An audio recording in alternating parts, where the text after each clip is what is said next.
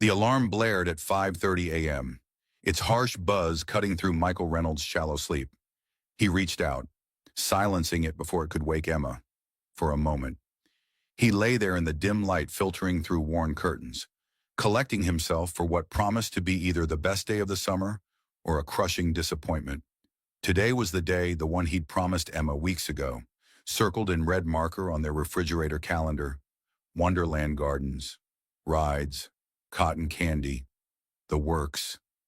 Michael pulled himself up, the springs of his mattress protesting beneath him. He ran a hand through his dark hair, noting the increased flecks of gray at the temples.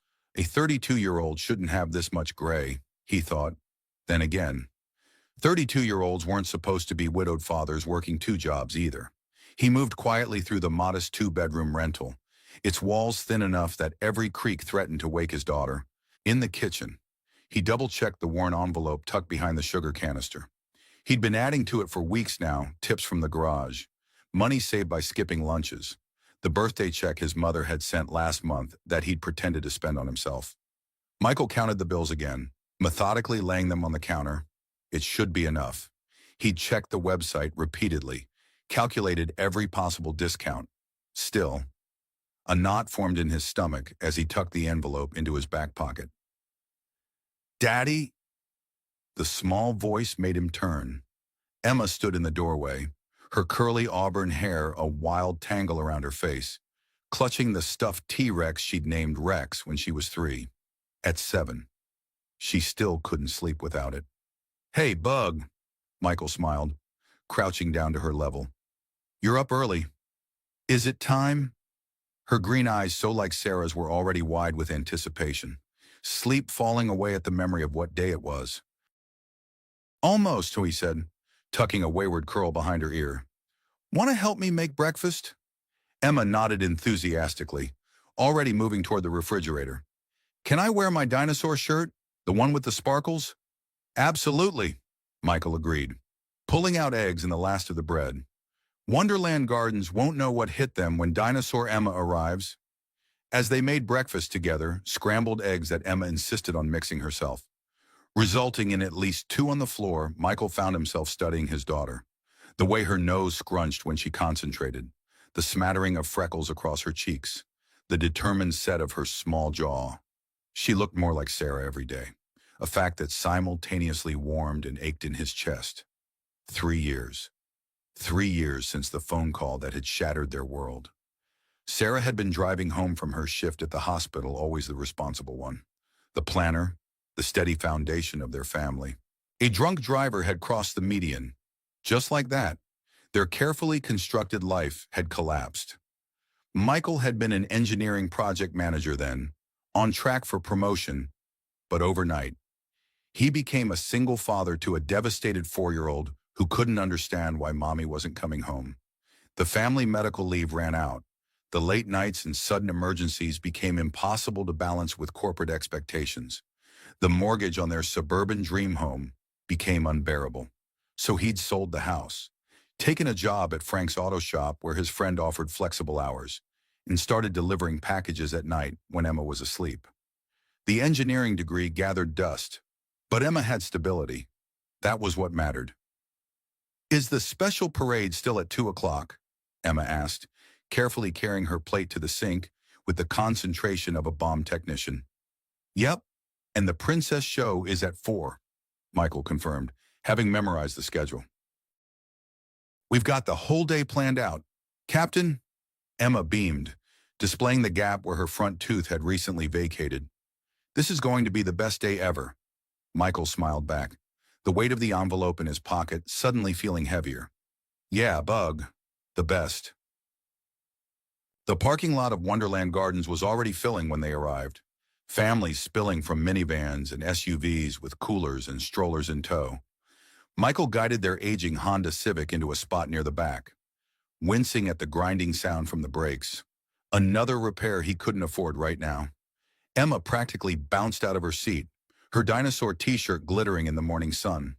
She wore her special sneakers too, the ones with lights that flashed with each step. Purchased on clearance last month when she'd outgrown her old ones. "Dad, look," she gasped, pointing at the towering castle spires visible over the entrance. It's even bigger than the pictures, Michael chuckled, slinging her small purple backpack over his shoulder alongside his own worn bag. Pretty impressive. Huh, I bet you can see clear to Tennessee from the top. Emma giggled, grabbing his hand and tugging him toward the entrance. Do you think we'll see real princesses? And what about the dinosaur show? You said there were moving dinosaurs that look real? All of it, Michael promised, allowing himself to be pulled along. We'll see it all. The line at the ticket booth snaked back further than he'd expected. Families chatted excitedly. Kids bounced on toes, and parents checked phones and sipped coffee from travel mugs. Michael discreetly checked his watch. They'd still have plenty of time for everything. Even with the wait, as they inched forward, he couldn't help but notice how many families seemed comfortable. Designer sunglasses, expensive sneakers, Apple watches. He glanced down at his own faded jeans and the work boots he'd carefully cleaned last night, suddenly self-conscious. Dad, can I get mouse ears? Zoe from my class got some when she came, and they light up at night. Emma tugged at his sleeve, pointing to a little girl ahead of them sporting sequined ears that probably cost as much as their gas money for the week. We'll see. Bug, Michael hedged, the familiar phrase of parents everywhere when they mean probably not. Let's get inside first, okay? Emma nodded, easily distracted by the colorful banners flapping in the breeze above the entrance. Michael used the moment to pull out his phone, double-checking the ticket prices. His stomach dropped. Special event today. All tickets upgraded to premium experience adults, $89 and our children $79.99. No, that couldn't be right. The website had listed weekday prices at $69.99. He frantically scrolled through the site, finding the fine print, prices subject to change for special events and peak days. Michael swallowed hard, doing quick mental math. Even with everything he'd saved, they would be short, not by much, but enough. Dad, we're getting closer. Emma bounced beside him, oblivious to his distress. I can almost see the ticket booth. He forced a smile. Mind racing. Maybe there was a discount he hadn't considered. Military, no. RDA member, he wasn't. Local resident. Worth a try, though Willow Creek was technically the next county over. The line moved steadily forward, each step tightening the knot in Michael's chest.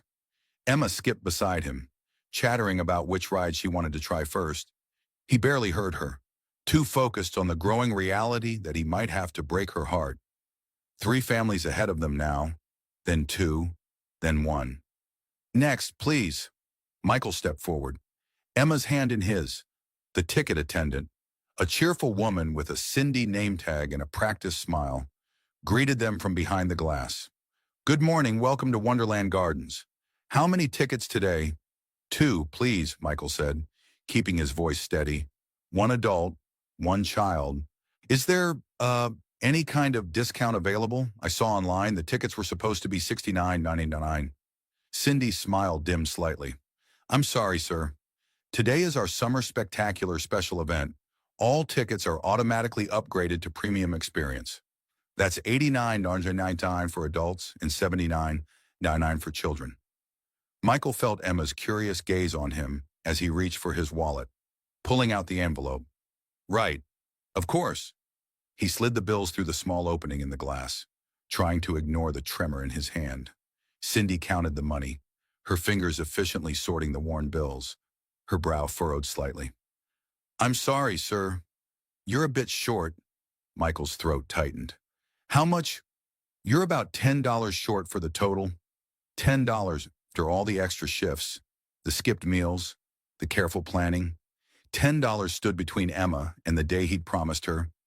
Is there maybe a regular admission option without the premium experience? He asked, his voice lower now. Cindy shook her head apologetically. Not today, sir. It's a special event. Dad. Emma tugged at his jacket, her voice small. Is everything okay? Michael crouched down, meeting her eyes. Yeah, sweetheart. Just checking something. The lie tasted bitter, but he couldn't bear to see the disappointment bloom across her face. Not yet. He turned back to Cindy, desperation creeping into his voice. What about just one ticket for her? I could wait. I'm sorry, but children must be accompanied by an adult, Cindy said gently, already starting to gather his money to return it. Michael felt the world narrow, sounds muffling as if he were underwater. Behind him, the line shifted impatiently. He could feel the weight of stares on his back, imagining the judgments, the failure, the disappointment that would soon claim Emma's excited face. Add 2 more tickets to their order. Please, my treat. The voice was clear, confident, and unmistakably directed at the ticket attendant. Michael turned. Startled, a woman stood behind them, perhaps in her mid-30s, with a composed elegance that seemed effortless. Her dark hair was pulled back in a loose ponytail, and she wore stylish but simple jeans, a soft gray sweater, and a light jacket despite the June warmth. Designer sunglasses perched atop her head, and a sleek leather purse hung from her shoulder.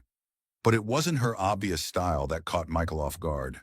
It was the quiet authority in her voice and the kind determination in her eyes as she extended a credit card towards Cindy. Michael began, pride flaring instantly. That's really not necessary. We can, please, the woman said, her voice lower now. Meant just for him. I'd like to help. I can't accept that, Michael replied, his back stiffening. Thank you, but is she going to come with us? Emma interrupted, looking up at the woman with unabashed curiosity. The woman smiled then, crouching slightly to Emma's level. Only if that's okay with you and your dad. I'm Rebecca, by the way. I'm Emma, I'm 7.5. This is Rex. She thrust her dinosaur forward proudly. He likes roller coasters. Rebecca's smile widened, genuine amusement sparking in her eyes.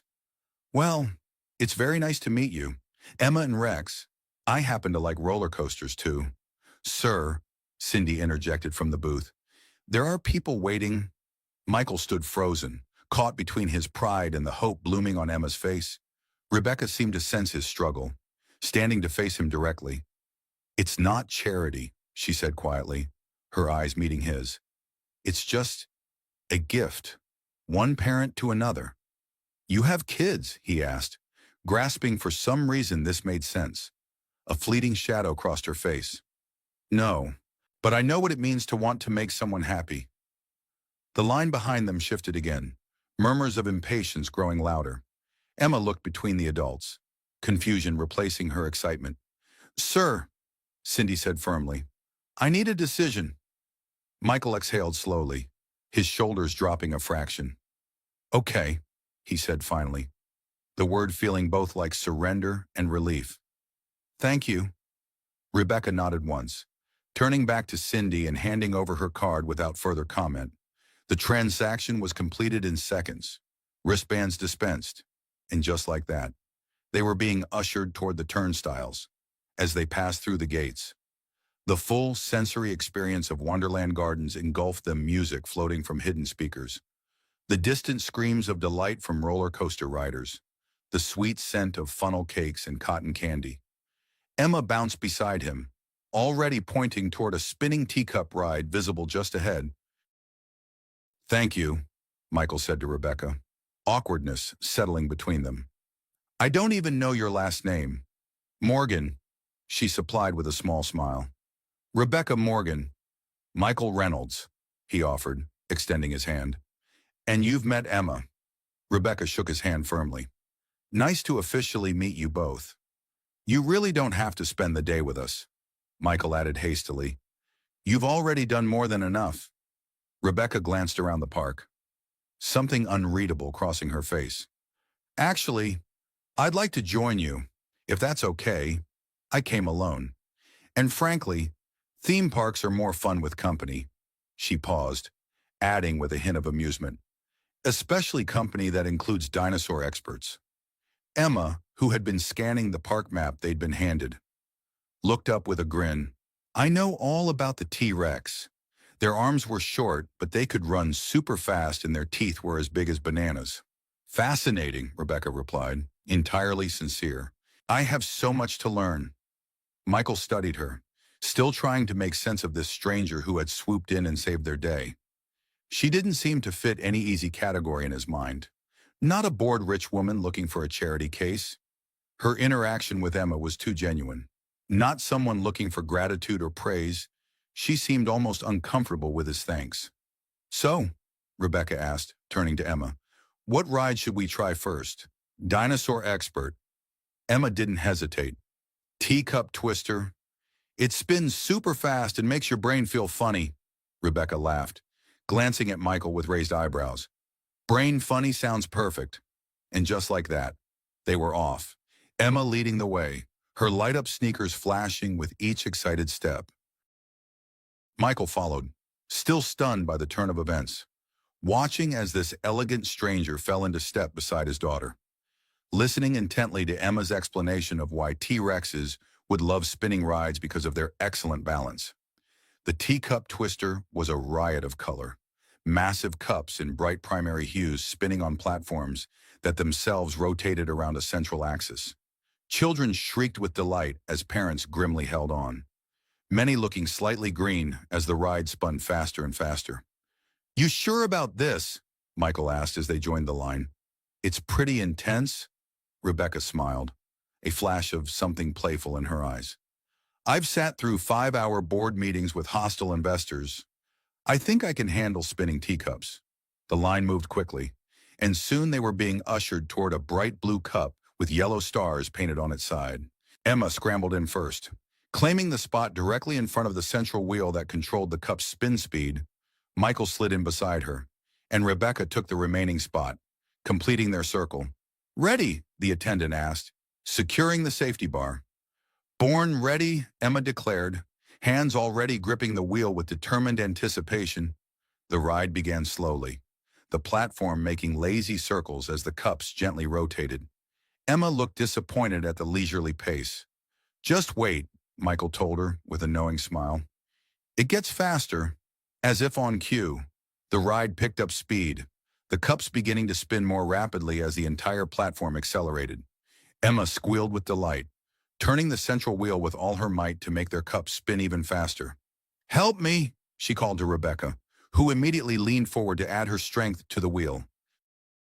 Michael watched in amusement as Rebecca, perfectly composed just minutes ago, threw herself into the spirit of the ride, her ponytail whipping around as she and Emma spun their cup into a blur. Her laughter joined Emma's, uninhibited and genuine. The world outside their cup became a colorful smear as they spun faster and faster. Michael gripped the safety bar, his stomach lurching, but couldn't help laughing at the sheer joy on Emma's face and the surprising abandon on Rebecca's. When the ride finally slowed to a stop, all three stumbled out on wobbly legs, Rebecca smoothing her now disheveled ponytail with a breathless laugh. That was awesome, Emma declared, walking in zigzags as her equilibrium slowly returned. Can we go again later? Definitely, Rebecca agreed before Michael could answer. She caught his eye and added, if that's okay with your dad, of course. Michael nodded, still trying to reconcile this laughing, windblown woman with the polished stranger who had appeared at the ticket booth. Sure, but maybe we try something a little gentler next. Give our stomachs a chance to recover. The fairy tale boat ride goes right through the castle, Emma suggested, consulting the map with the seriousness of a military strategist. And then we can see the dinosaur show at 11. Lead the way, Captain, Michael said, and Emma marched ahead, her dinosaur clutched firmly under one arm, as they followed. Rebecca fell into step beside Michael. She's wonderful, she said quietly. So full of life. Yeah, Michael agreed, his chest swelling with the familiar mix of pride and fierce love. She's everything, Rebecca nodded, understanding in her eyes. You're a good dad. It shows. The simple observation, delivered without fanfare, caught Michael off guard. When was the last time someone had noticed not his efforts or his struggles, but simply acknowledged that he was doing well by his daughter? He couldn't remember. Thanks, he managed, unexpectedly touched. I try. Rebecca smiled but said nothing more as they caught up to Emma, who was now excitedly pointing at a castle spire where a mechanical dragon periodically exhaled a harmless puff of smoke. The fairy tale boat ride wound through a dark tunnel beneath the castle, small boats drifting past animatronic scenes from classic stories. Emma sat between them, pointing out each display with the authority of someone who'd memorized every fairy tale. That's Sleeping Beauty, and look, the spinning wheel dad. Do people still use spinning wheels? Not so much anymore, Michael answered, amused by her running commentary. They do, actually, Rebecca interjected. For making specialty yarns and textiles, it's becoming popular again with artisans. Emma turned to her with wide eyes. Really, have you used one? No, Rebecca laughed. But my grandmother did. She made the most beautiful blankets. As they drifted past a scene of Cinderella's pumpkin transforming into a carriage, Michael found himself watching Rebecca in the dim, colorful lights. There was something intriguing about her, a depth behind her polished exterior that didn't fit with his initial assumptions. The boat emerged into sunlight, Emma already plotting their next adventure. Dinosaur show, then lunch, then the roller coaster. She declared. The morning flowed seamlessly into afternoon, one attraction blending into the next. The dinosaur show featured impressively realistic animatronic creatures that made Emma bounce with excitement. They ate lunch at a counter-service restaurant, Rebecca insisting on treating, despite Michael's protests, where Emma methodically separated her chicken nuggets into herbivores and carnivores before eating them. Throughout it all, Rebecca seamlessly integrated herself into their day, never overstepping but participating fully. She held Emma's drink while the girl adjusted her shoe. She laughed at Michael's corny dad jokes without a hint of condescension. She took pictures of Michael and Emma in front of the castle when asked, then joined them for a selfie when Emma insisted. By mid-afternoon, it felt as if they'd known each other for months instead of hours. The cosmic coaster next, Emma declared as they exited a simulated space mission ride. It goes upside down. Michael hesitated, glancing at his daughter's height. I'm not sure you're tall enough for that one. Bug. Emma's face fell instantly. But I've been growing. I'm taller than last month. Let's check the height requirement, Rebecca suggested diplomatically. And if you're not quite there yet, I bet there are other cool rides you can try. They approached the roller coaster entrance, where a wooden cutout marked the minimum height. Emma stood against it, stretching as tall as possible. She was at least 2 inches short. I'm sorry, sweetie, the attendant said kindly. You'll have to wait a couple more years for this one. Emma's lower lip trembled dangerously, the first sign of potential tears all day. Michael crouched down quickly, going into dad damage control mode. Hey, remember that spinning rocket ship ride we saw earlier? The one that goes up and down while it spins? I bet you're tall enough for that one. And it looked even cooler than this. It's not the same, Emma mumbled, clutching Rex tighter. The cosmic coaster is the best one. Rebecca knelt beside them, her voice gentle. You know what's special about having to wait for something when you finally get to do it? It's even more amazing. She glanced up at the towering roller coaster. Plus, between you and me, your dad looks a little scared of this one anyway. Emma giggled despite her disappointment, looking at Michael with newfound suspicion. Are you scared, Dad? Michael played along, feigning indignation. Me scared, absolutely. He paused dramatically. Correct. That thing is terrifying. Emma's giggle turned into a full laugh. You're silly. Fine. We can do the rocket ships instead. Crisis averted. They made their way to the rocket rotator, a ride that combined vertical movement with spinning.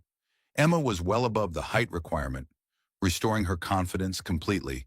As they spun through the air, Emma squealing with delight between them. Michael found himself enjoying the day in a way he hadn't anticipated. The constant worry about money, about making the day perfect, had faded to the background. Instead, he was simply present, laughing when Emma pointed out a cloud shaped like a dinosaur, feeling the sun warm on his face, sharing amused glances with Rebecca when Emma's observations took particularly creative turns. After the rocket rotator, They wandered toward a section of the park designed for younger children, complete with a splash pad area where kids ran through jets of water shooting from the ground. "Can I get wet? Dad, please," Emma begged, already eyeing the children running through the water. Michael hesitated, not having packed a change of clothes. "I don't know. Bug, your shoes will get soaked, and we still have a lot of walking to do." "Actually," Rebecca interjected, pointing to a nearby kiosk, "they sell water shoes and ponchos right there. If you want." I can handle it," Michael interrupted, perhaps too quickly. He'd accepted the tickets and lunch, but a line had to be drawn somewhere. "But thank you." Rebecca nodded, understanding without offense. "Of course." Michael purchased the cheapest pair of water shoes available, wincing slightly at the price but deciding Emma's joy was worth the expense.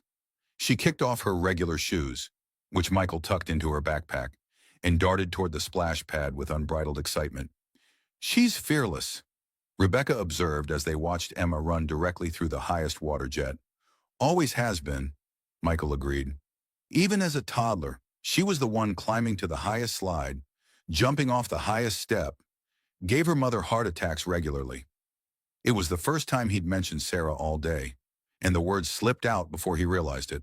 A familiar pang followed, though duller than it once had been.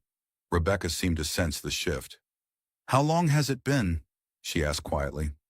Michael glanced at her, surprised by her perception. 3 years. Car accident." Rebecca's expression softened with genuine sympathy. "I'm so sorry." "Yeah," Michael said, watching Emma splash through the water. "Me too." They stood in companionable silence for a moment, watching Emma play. There was something comforting about Rebecca's presence. No platitudes, no awkward attempts to change the subject, just quiet understanding. "She has your smile," Rebecca finally said. "Same crinkles around the eyes." Michael felt the corner of his mouth lift involuntarily. Everyone always said she looked just like her mom. But yeah, the smile's all Reynolds. Emma ran over then, dripping wet and grinning from ear to ear. "Dad, there's a rainbow in the water when the sun hits it. Come see." She grabbed his hand with wet fingers, tugging him toward the splash pad. Michael laughed, allowing himself to be pulled along. "You too," Emma called back to Rebecca, extending her other hand. Rebecca hesitated only briefly before kicking off her flats and setting her purse safely aside. She took Emma's offered hand and followed them into the spray of water. The next few minutes dissolved into laughter and shrieks as they darted through the water jets. Michael found himself thoroughly soaked, his t-shirt clinging to his shoulders, hair dripping into his eyes. Rebecca was equally drenched, her carefully styled ponytail now plastered against her neck. Mascara slightly smudged beneath her eyes. But it was the unrestrained joy on her face that struck him, all traces of her composed. Polished exterior washed away, replaced by genuine, childlike delight. "The rainbow," Emma shouted, pointing to where sunlight refracted through the spray, creating a small but perfect arc of colors. "See it?" They huddled together, squinting through the mist at the ephemeral rainbow. For a moment, the three of them stood still, united in simple wonder at the ordinary magic of light through water. The moment broke when a particularly powerful jet suddenly erupted beneath them, soaking them further and sending them scrambling away with surprised laughter. They retreated to a nearby bench, Emma declaring herself officially waterlogged with dramatic flair. Michael pulled a small towel from his backpack he'd learned years ago to always be prepared for messes and helped Emma dry her face and arms. Rebecca wrung water from her ponytail, laughing as she attempted to restore some order to her appearance. "Well, that was refreshing," she said wryly, blotting at her face with a tissue from her purse. "Sorry about your clothes," Michael offered. Noticing the designer label peeking from her jacket, Rebecca waved away his concern. "Clothes dry. Memories last." She checked her watch, then looked up with a smile. "Perfect timing, the princess parade is about to start. Should we grab a spot?" Emma leapt up, water shoes squeaking. "Yes, I want to see the ice princess. She's my favorite." They found a good viewing area along the parade route, Emma positioned in front with Michael and Rebecca standing behind her. Other families pressed in around them, parents hoisting smaller children onto shoulders for better views. "You've been to Wonderland before?" Michael asked Rebecca as they waited, curious about her familiarity with the schedule. "Once or twice," she replied with a small smile. "Business functions, mostly, team building events, client entertainment." She looked around, adding softly, "It's different experiencing it like this." "Better or worse?" Michael asked, genuinely curious. Rebecca's gaze settled on Emma, who was practically vibrating with anticipation.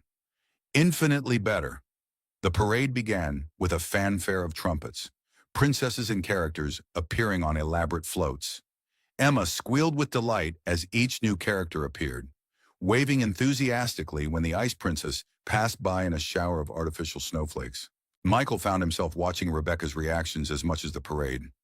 There was something fascinating about seeing the spectacle reflected in her eyes, a mixture of appreciation and wistfulness that suggested deeper thoughts than the moment demanded. As the final float passed and the crowd began to disperse, Emma turned to them with flushed cheeks and sparkling eyes. "That was amazing. Did you see how the dragon breathed real fire?" And the Ice Princess waved right at me.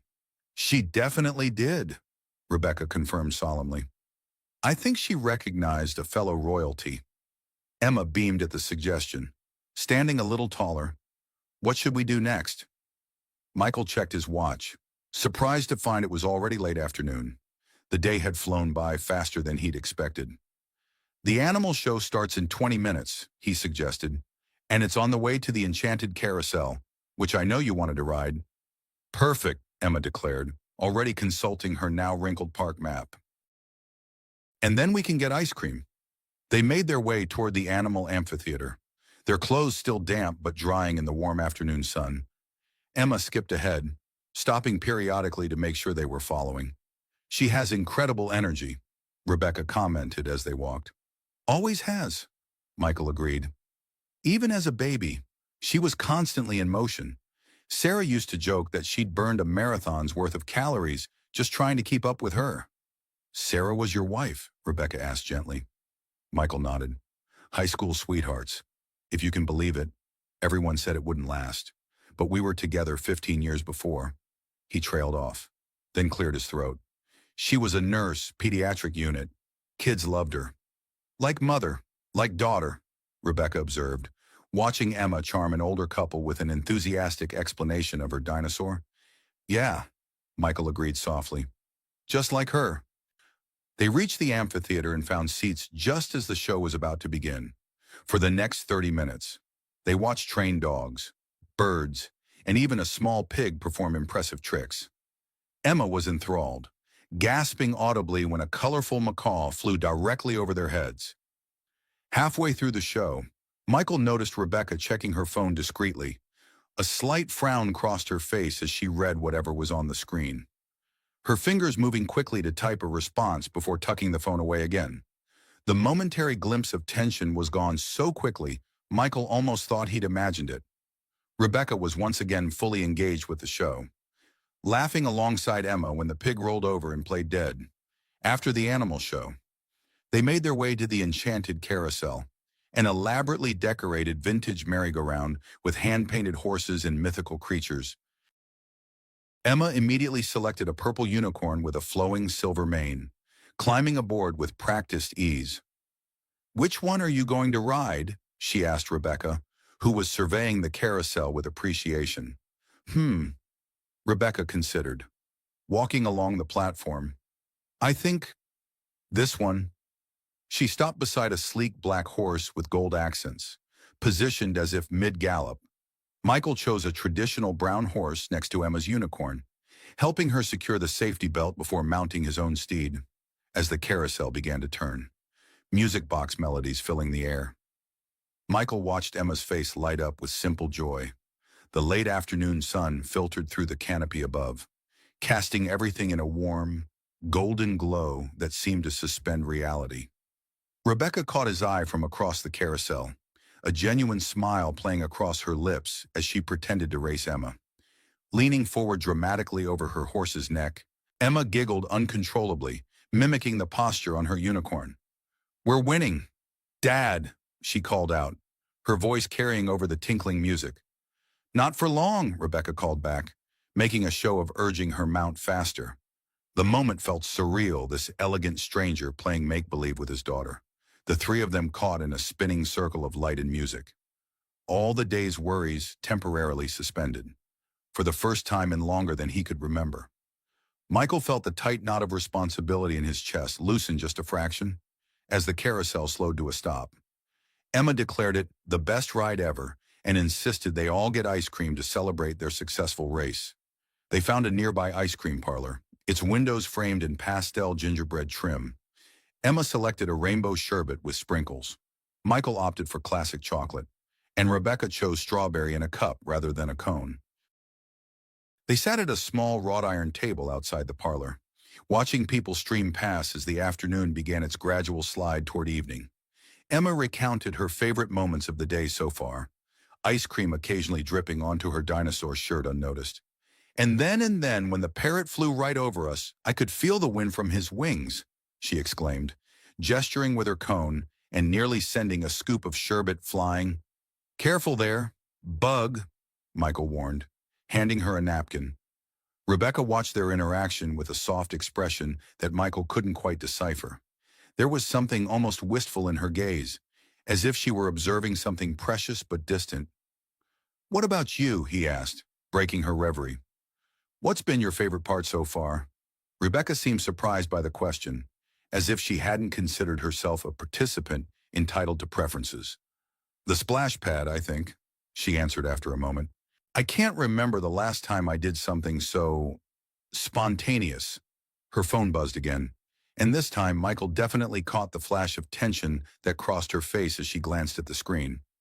She silenced it without responding, tucking it back into her purse with a barely perceptible sigh.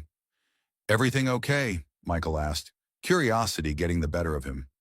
"Fine," Rebecca replied automatically, then seemed to reconsider. "Just work. It never quite stops." "What do you do?" Emma asked, ice cream now smeared across one cheek. Rebecca hesitated, as if choosing her words carefully. "I help companies solve problems. Like a doctor, but for businesses," Emma suggested, trying to make sense of the vague description. Rebecca smiled. "Something like that." Michael sensed there was more to the story, but before he could ask, Emma spotted something over his shoulder and gasped dramatically.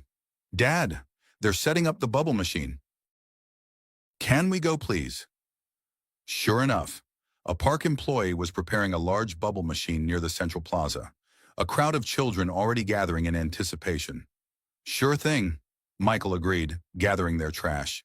"Let's go catch some bubbles," as Emma darted ahead. Rebecca fell into step beside Michael. "She's incredibly resilient," she observed quietly. "After everything she's been through." Michael nodded, watching his daughter's bobbing curls as she ran. "Kids are amazing that way. They feel everything so deeply, but they also heal in ways adults can't." He paused, adding, "I worry sometimes that she won't remember Sarah clearly as she gets older." "You keep her memory alive," Rebecca said with certainty. "It's obvious in the way you talk about her. Emma will know her mother through you." The simple observation, delivered without platitudes or awkwardness, touched Michael deeply. "Thank you," he said, his voice slightly rough. "That means a lot." They reached the bubble area, where Emma was already spinning amidst a cloud of iridescent spheres, laughing as they popped against her outstretched hands. The late afternoon sun caught each bubble, turning them into miniature prisms that scattered rainbow light across the plaza. Rebecca's phone buzzed again, more insistently this time. She glanced at it, her expression hardening slightly. "I'm sorry," she said to Michael. "I need to take this. Just give me a minute." "Of course," Michael replied, curiosity piqued. "We'll be right here." Rebecca stepped away, moving toward a less crowded area near a decorative fountain. Michael kept one eye on Emma while discreetly observing Rebecca's conversation, though he couldn't hear her words. Her body language had transformed completely back straight, gestures precise, expression controlled. This was a different Rebecca than the one who had laughed on the carousel and run through the splash pad. She paced slightly as she spoke, One arm crossed over her chest while the other held the phone to her ear. Her expression shifted from controlled to frustrated, her free hand now gesturing more emphatically, though she kept her voice low. The tension radiating from her was unmistakable. After several minutes, Rebecca ended the call, standing motionless for a moment with closed eyes as if collecting herself.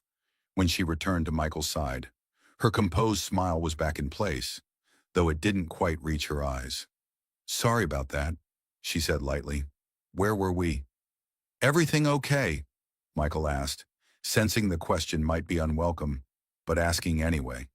"Just the usual fires to put out," Rebecca replied with practiced ease. "Nothing that can't wait until tomorrow." Michael studied her, wondering about the world she came from so different from his own, where fires meant actual mechanical problems in the shop. Not whatever corporate crisis had prompted that call. "Dad, Rebecca, look," Emma called, breaking the moment. She was attempting to catch a particularly large bubble on her outstretched palm, concentration etched across her small features. They moved to join her. The conversation temporarily shelved, but as they played amid the swirling bubbles, Michael found himself increasingly curious about the elegant enigma who had entered their lives so unexpectedly this morning. The shadows lengthened across Wonderland Gardens as late afternoon gave way to early evening. The energy of the park shifted subtly, children moved a bit slower, parents checked watches more frequently, and the bright enthusiasm of morning mellowed into the satisfied exhaustion of a day well spent. Emma, despite her seemingly boundless energy, had begun to show signs of fatigue.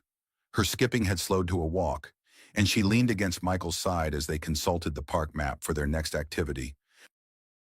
"The fireworks start at 8:30, Michael noted, checking his watch. "That gives us time for one more ride and dinner before the show." "I'm hungry," Emma admitted, a sure sign her batteries were running low. "Me too," Rebecca agreed. "I saw a nice sit-down restaurant near the castle. Might be good to rest our feet for a bit." Michael hesitated, knowing full well that the table service restaurants in the park were significantly more expensive than the counter service options they'd utilized for lunch. Rebecca seemed to read his thoughts. "My treat," she said simply. No arguments, before Michael could protest. Emma yawned widely, sealing the decision. A quiet dinner sitting down would be exactly what they needed before the grand finale of fireworks. The restaurant, called Royal Feast, was designed to resemble a medieval banquet hall, complete with faux stone walls, tapestries, and servers dressed in period-inspired attire. Despite the early dinner hour, it was busy, but Rebecca spoke quietly to the host, and they were immediately led to a table near a window overlooking the castle. "Did you make a reservation?" Michael asked as they settled into their seats. Rebecca shrugged lightly. "I know the manager." Michael raised an eyebrow but didn't press further, instead helping Emma with her menu and suggesting options he knew she'd enjoy. When their server arrived, Rebecca ordered a glass of wine. Michael chose water, and Emma requested chocolate milk. "With extra chocolate, please." As they waited for their drinks, Emma busied herself with the children's activity sheet provided by the restaurant, carefully coloring a cartoon princess with the crayons supplied. "So," Michael began, seizing the opportunity to satisfy his growing curiosity, "Rebecca Morgan, who knows the manager and helps companies solve problems. What's your story?" Rebecca took a moment to consider her answer, folding her hands on the table. "What would you like to know?" "Let's start with the basics," Michael suggested. "Where are you from?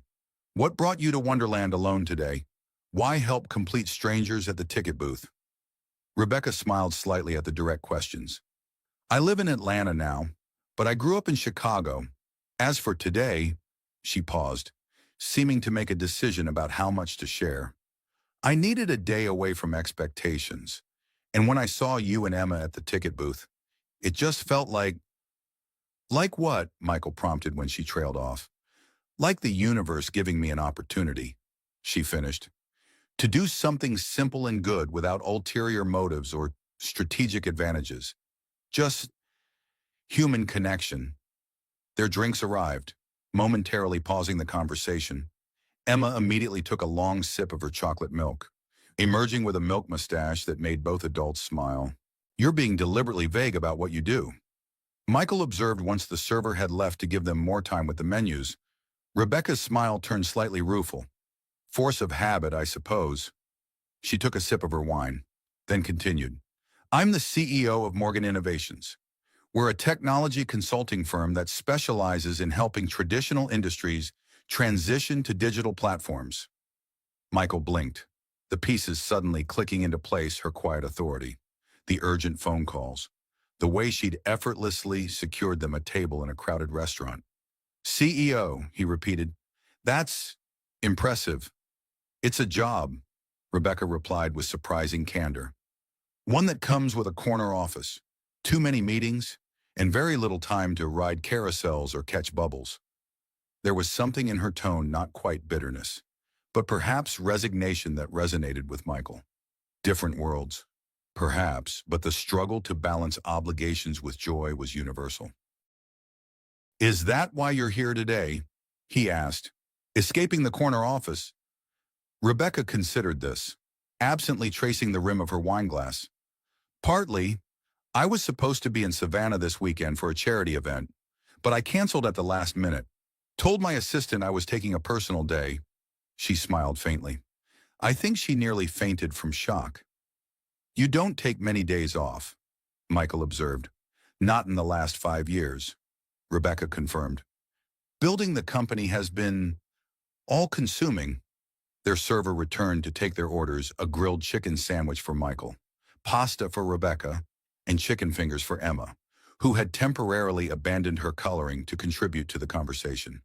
Do you have a Rex too? She asked Rebecca seriously. Rebecca looked confused for a moment, then smiled in understanding. You mean a special stuffed animal? No, I don't. Everyone should have one, Emma declared with the absolute certainty of childhood. They keep the scary dreams away. That's very good advice, Rebecca acknowledged solemnly. I'll have to remember that. As their food arrived and they began to eat, the conversation shifted to lighter topics. Favorite movies. Emma was currently obsessed with anything featuring dinosaurs or princesses, preferably both. Music preferences. Michael admitted a weakness for 90s grunge, while Rebecca confessed to secretly enjoying pop music in her car. And dream vacations. Emma wanted to visit the real castle that the Princess Castle is based on, while Michael described a quiet cabin by a lake. Throughout the meal, Michael found himself increasingly drawn to Rebecca's company. Beyond her obvious intelligence and success, there was a genuine warmth to her interactions with Emma and a refreshing directness when speaking with him. She listened when they spoke, truly listened, not just waiting for her turn to talk, a quality Michael had found increasingly rare in his experience. As they finished their meals, Emma's eyelids had begun to droop slightly, the long day finally catching up with her boundless energy. Maybe we should skip the fireworks, Michael suggested, noting her fatigue. It's been a long day, and they don't start for another hour. No, Emma protested immediately, sitting up straighter. I'm not tired. I want to see the fireworks. Rebecca checked her watch thoughtfully. The show is only 20 minutes long, and it's the perfect end to the day. She hesitated, then added, Actually, I might be able to help with the wait. There's a special viewing area not far from here, away from the crowds. It has comfortable seating, and Emma could rest until the show starts. Michael raised an eyebrow. Let me guess you know the manager of that too. Rebecca smiled enigmatically. Something like that.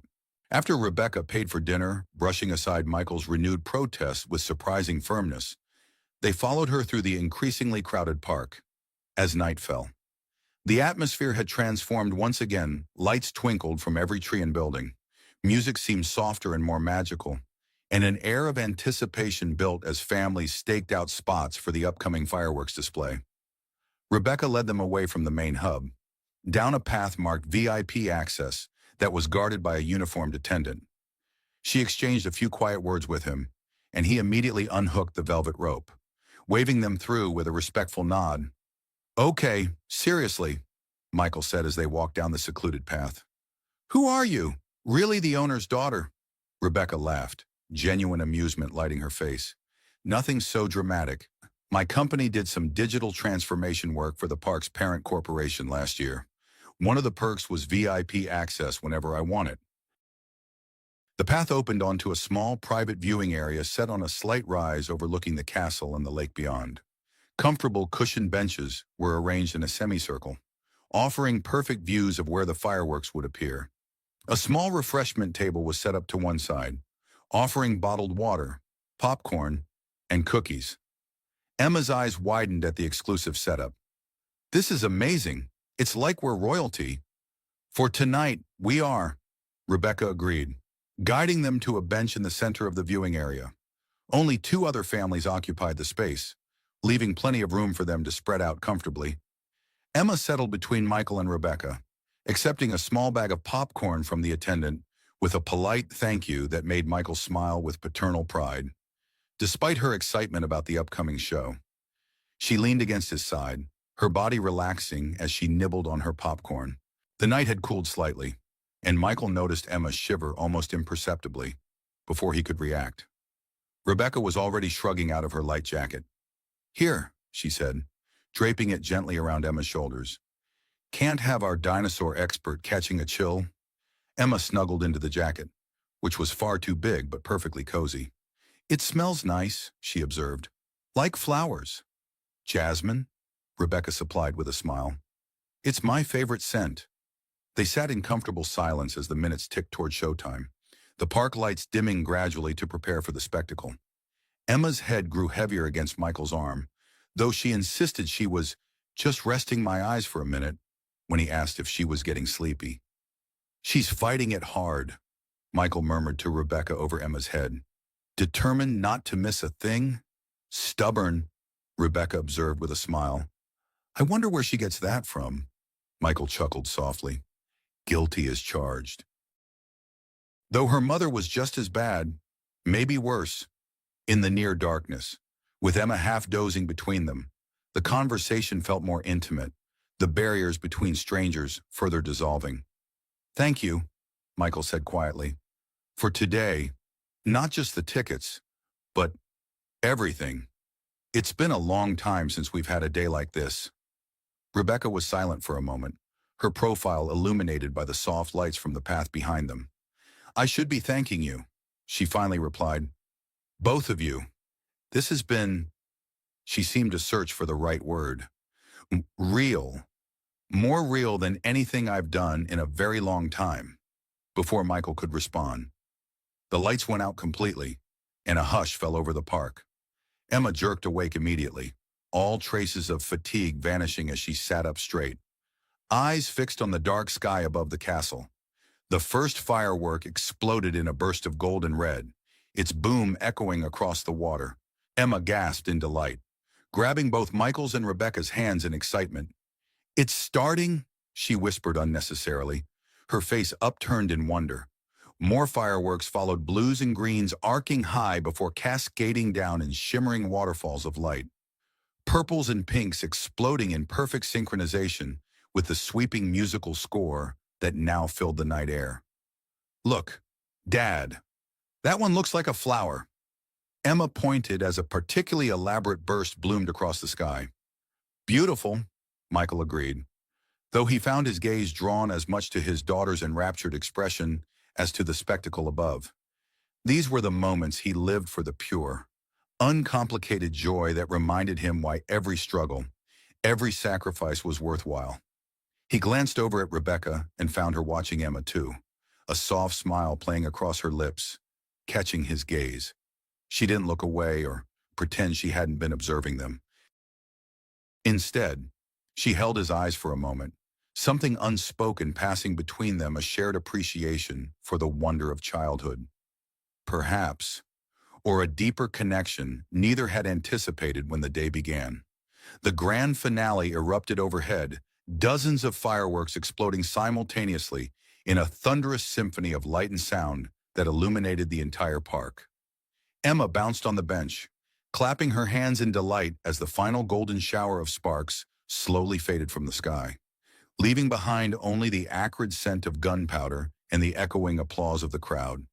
As the park lights gradually came back on, Emma turned to Rebecca with shining eyes. "That was the best day ever," she declared with absolute conviction.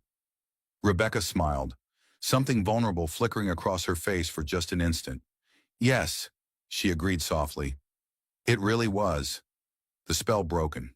Reality began to reassert itself. Other families gathered their belongings, heading toward the exits. The park would be closing soon, the magical day coming to its inevitable end. We should probably head out, Michael said, reluctance evident in his voice. It's already past someone's bedtime. I'm not tired, Emma protested automatically, though her eyelids were growing heavy again now that the excitement of the fireworks had passed.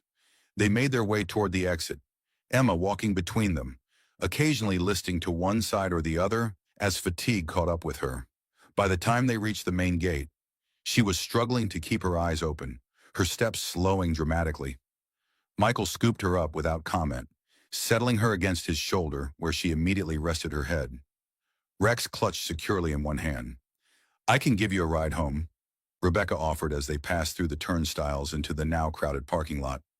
My car's right over there. She pointed to a sleek black SUV parked in a reserved section near the entrance.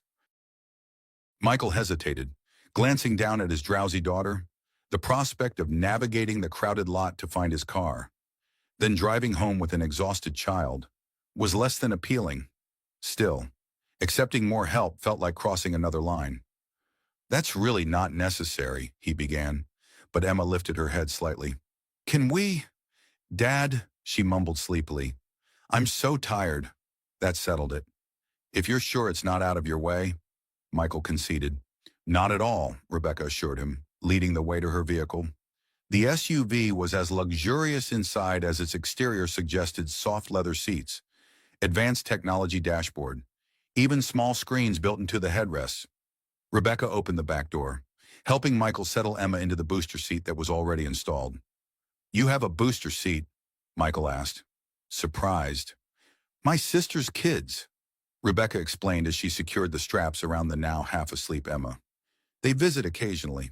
They climbed into the front seats, and Rebecca started the engine, the vehicle purring to life with barely a sound. Where to? She asked, entering the navigation system. Michael gave her his address in Willow Creek, trying not to feel self-conscious about the modest neighborhood she'd be driving to, as they pulled away from Wonderland Gardens, the castle still illuminated behind them. A comfortable silence settled in the car. Emma was fully asleep now, her breathing deep and even. Rex tucked securely under one arm, and Rebecca's jacket still draped around her shoulders. She's out, Michael observed softly, glancing back at his daughter. Probably won't wake up until morning. Rebecca smiled, keeping her eyes on the road. She had quite a day. You both did. We all did, Michael corrected gently. I still can't believe you spent your entire day with us. Rebecca's hands flexed slightly on the steering wheel. Best decision I've made in a long time. They drove in silence for a few minutes, the lights of the highway sliding past the windows.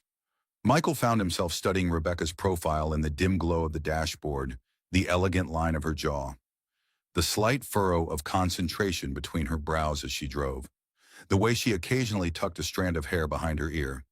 So, he began, breaking the silence. CEO of Morgan Innovations. Sounds impressive. Rebecca gave a small, almost self-deprecating laugh. It sounds more impressive than it feels most days. Endless meetings, constant travel, decisions that keep me up at night. But you must enjoy it, Michael suggested, to have built it yourself. I did, Rebecca acknowledged. I do. In many ways, it's challenging. It matters. It makes a difference in how companies function. She paused, then added more quietly. But lately I've been wondering if I've built a company at the expense of building a life. The candid admission hung in the air between them, unexpected in its vulnerability. What made you cancel your plans this weekend? Michael asked, sensing there was more to the story. Rebecca was quiet for a long moment, as if deciding how much to share. I was engaged until 3 months ago, she finally said, her voice carefully neutral. The charity event in Savannah was one we'd planned to attend together. I'm sorry, Michael offered, understanding the weight behind those simple words.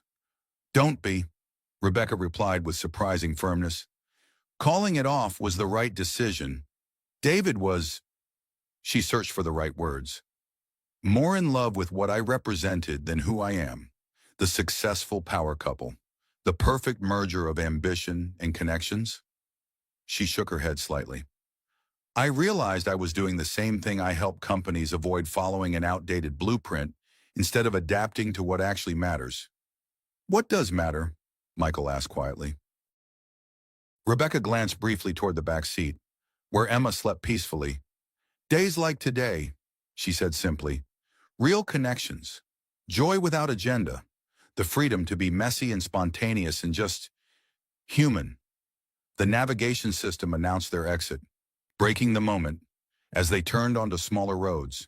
The landscape changed from highway commerce to residential neighborhoods, houses growing closer together and more modest.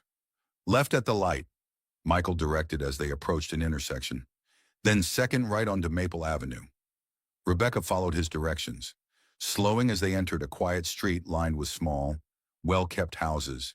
She pulled up in front of the address he'd provided, a modest one-story rental with a small front porch and a yard that showed signs of careful maintenance despite its size.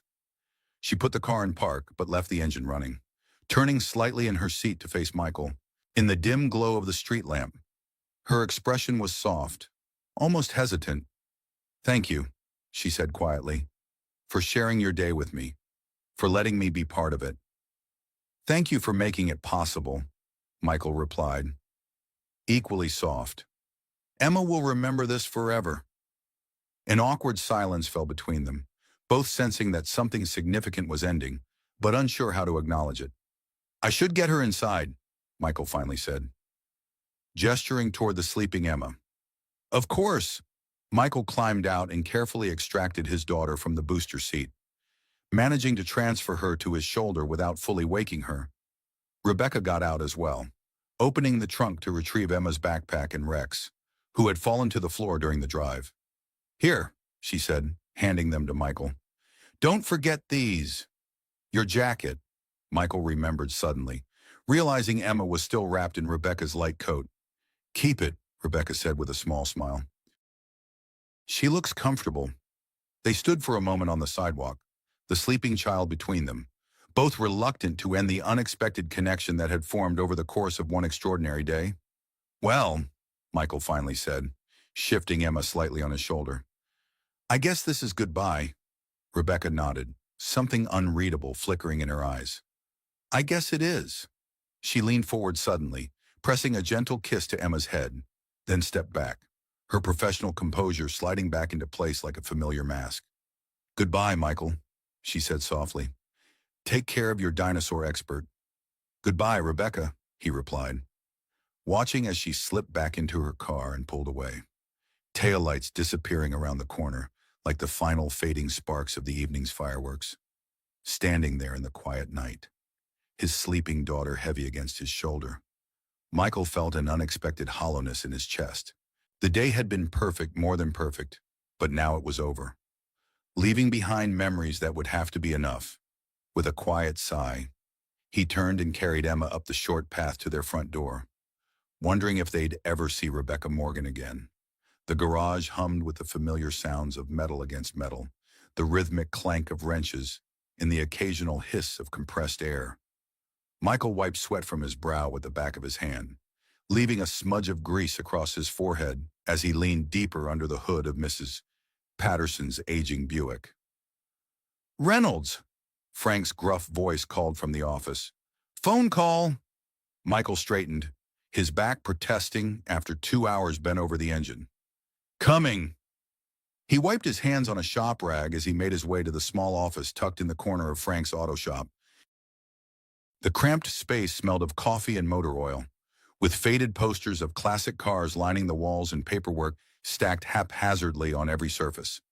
Frank, a barrel-chested man in his 60s with steel-gray hair and permanent grease under his fingernails, held out the phone. School, he said simply. Michael's heart immediately accelerated. Calls from school rarely meant good news. This is Michael Reynolds, he said, pressing the receiver to his ear. Mr. Reynolds, this is Miss Thompson from Willow Creek Elementary.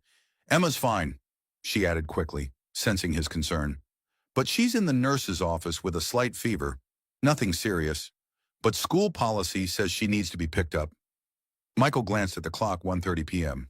He still had 4 hours left on his shift, and 2 cars waiting for repair. "I'll be there as soon as I can," he promised, already calculating how quickly he could wrap up his current job. Frank was watching him as he hung up. "Emma's sick of fever," Michael confirmed. "I need to go get her." Frank waved a hand dismissively. "Go on. Jimenez can finish the Buick." "Thanks, Frank," Michael said, gratitude evident in his voice. It wasn't the first time his boss had accommodated his single-parent emergencies, and Michael knew it wouldn't be the last.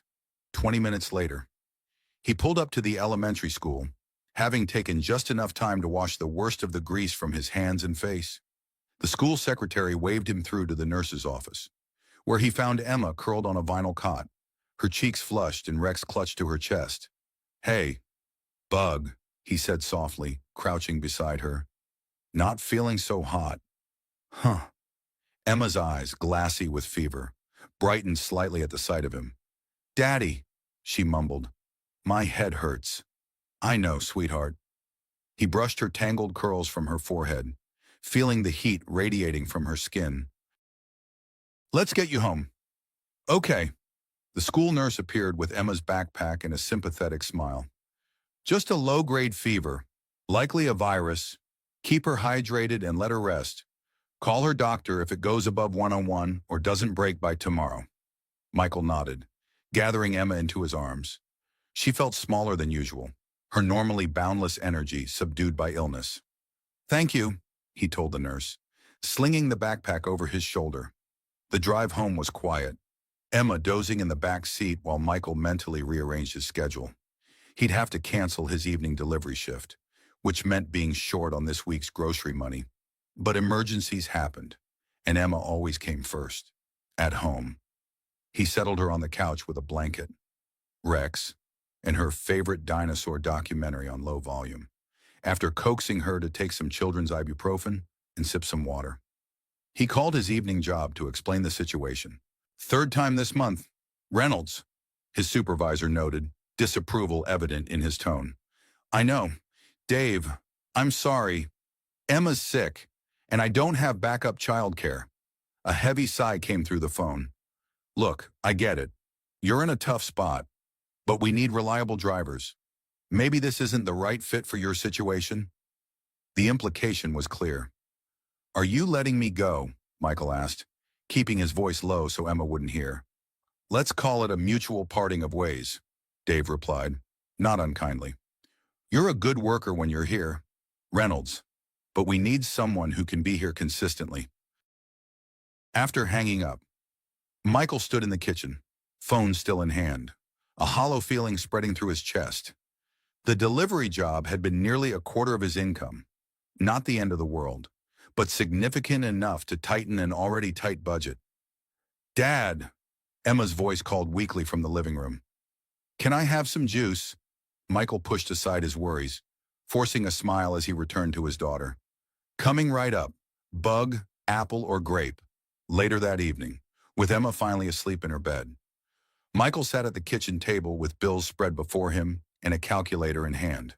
The numbers weren't adding up, no matter how many times he tried different combinations: mortgage, utilities, groceries, car insurance, medical bills still lingering from Sarah's final days. Even cutting out every non-essential expense, he was going to come up short without the delivery income. He rubbed his eyes, exhaustion settling deep in his bones. There were options. He could ask Frank for more hours. Though the shop was already struggling, he could look for another part-time gig, though finding one that accommodated his need to be home evenings with Emma would be challenging. He could ask his parents for help, though their fixed income meant any assistance would be a strain for them too.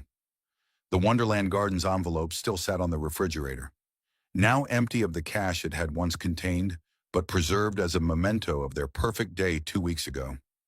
Michael found his gaze drawn to it, remembering how close they had come to disappointment before Rebecca Morgan had appeared in their lives. Rebecca. He hadn't heard from her since that night, though he hadn't really expected to. They lived in different worlds, after all. Their paths had crossed for one magical day, and now they had diverged again, as was natural. So why couldn't he stop thinking about her? It wasn't just gratitude, though he certainly felt that. It was something more the way she had connected with Emma so effortlessly, the genuine laugh that had replaced her polished exterior as the day progressed, the vulnerable honesty of their conversation on the drive home. Michael shook his head, bringing himself back to reality. The bills wouldn't pay themselves. And daydreaming about a woman who was probably jetting off to Paris or Tokyo for business meetings wouldn't help his current situation.